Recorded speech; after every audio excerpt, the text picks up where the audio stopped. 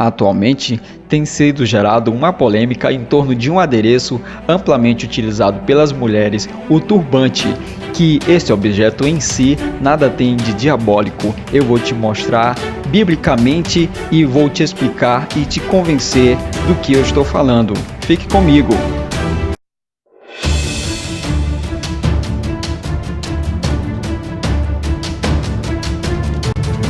Inicialmente, vamos ler a palavra do Senhor em Colossenses capítulo 2, versículo 16. Ninguém, pois, vos julgue pelo comer ou pelo beber, ou por causa de dias de festa ou de lua nova, ou de sábados. Agora, vamos ler o mesmo capítulo, o versículo 20. Se morrestes com Cristo, quanto aos rudimentos do mundo, porque vos sujeitais ainda a ordenanças como se vivesses no mundo, tais como não toqueis, não proveis, não manuseeis. A origem do turbante no Brasil. No Brasil, o uso de turbantes foi introduzido pelos negros vindos da África através do tráfico de escravos. As mucamas usavam saias, blusas leves e soltas, panos e chalés nas costas e turbantes na cabeça. Os tecidos podiam ser coloridos ou não. As roupas não eram muito diferentes dos costumes usados nos países de origem, mas pela condição de escravos o vestuário era limitado.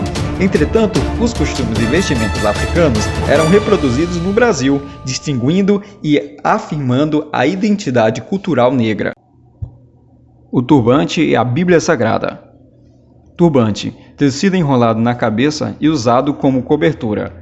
O sumo sacerdote usava um turbante de linho fino, como uma lâmina de ouro na parte da frente, amarrado com um cordão azul. O rei usava um turbante debaixo da coroa. Jó usou o termo de modo figurativo ao comparar sua justiça a um turbante. Vejamos alguns textos da Palavra de Deus no qual expressa este assunto. Êxodo, capítulo 28, versículo 36 e 37. Também Jó fala a respeito do assunto, no capítulo 29 e no versículo 14. Também em Ezequiel, capítulo 21 e versículo 26, também vemos falar a respeito do assunto. Atualmente, a polêmica acerca do uso de turbantes tem sido acirrada nas redes sociais por conta de um suposto testemunho de uma determinada irmã que informa ter tido problemas espirituais por conta do uso de tal adereço. E agora, o que falar, por exemplo, do uso das gravatas? Este adereço, amplamente utilizado pelos homens, ele tem uma origem que a sua fama não é tão boa assim. Vejamos o que diz alguns trechos de sites. Sim, arqueólogos identificaram em torno do pescoço de múmias egípcias uma espécie de amuleto conhecido como tiete, nó de Ísis, sangue de Ísis. Sabe-se que esse objeto, feito de ouro, de cerâmica ou de pedra semi-preciosa, possuía a forma de um cordão arrematado com um nó, o qual tinha a função de proteger o finado dos perigos da eternidade, segundo o que está escrito no livro dos mortos da cultura pagã egípcia.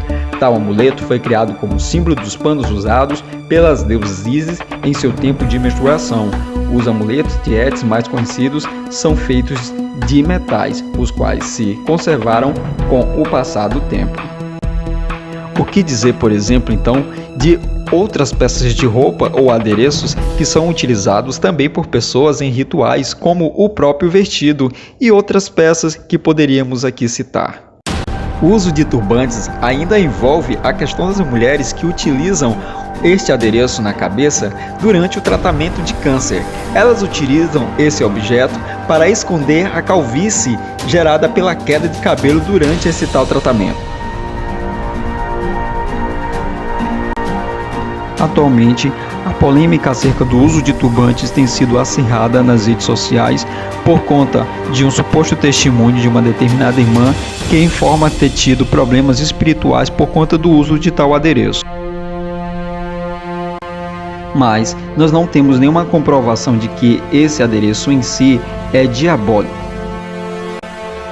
Porém, se alguém vier condenar você por conta da utilização desse adereço em terrenos de Umbanda, informe que antes dele ser utilizado em terrenos de Umbanda, ele foi amplamente utilizado por homens de Deus, sacerdotes, com registros na Bíblia anteriormente confirmados aqui por nós. Para concluirmos, enfim, podemos informar que a utilização do uso de turbantes não tem em si nada de diabólico. Pessoas têm feito essas afirmações de forma infundada. Ficamos por aqui, um forte abraço.